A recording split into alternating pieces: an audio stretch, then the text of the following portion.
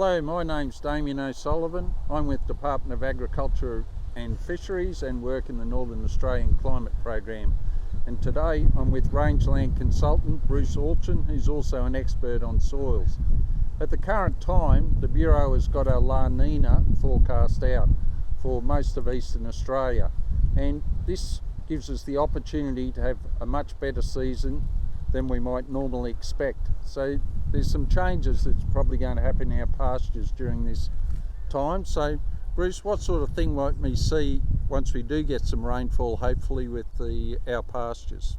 Well, certainly you'll get a very big response, and there are a few drivers for that. One is actually a long drought or very dry period we've had for a while, and that actually allows the organic matter breakdown and release of nutrients into the surface of the soil. And so there's actually like adding fertiliser to the soil surface, and when the rain comes, that pushes that into the root zone, and you've got plenty of moisture for plant growth.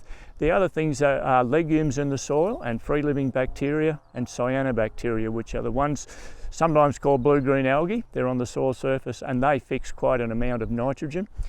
The other thing that can happen is lightning storms, which with a La Nina would be expected we'll get quite a lot of lightning storms.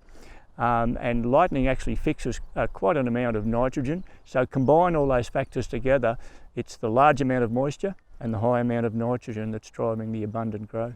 Okay, so per hectare, how many kgs of nitrogen might some of those things like lightning put into the soil?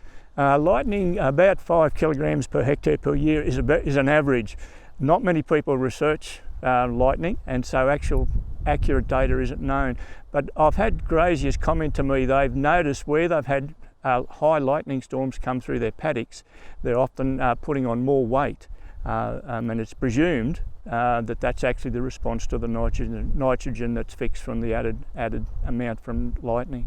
Okay, so there's also nitrogen that we'll get from the legumes and cyanobacteria? If you've got native legumes or any legumes in your pasture, certainly they'll be fixing, and they'll be very actively fixing nitrogen throughout the period. Okay, so this boost in grass that we should get, hopefully once we do get this La Nina event and some rainfall, gives people a lot of opportunities to look at how they might manage their pasture.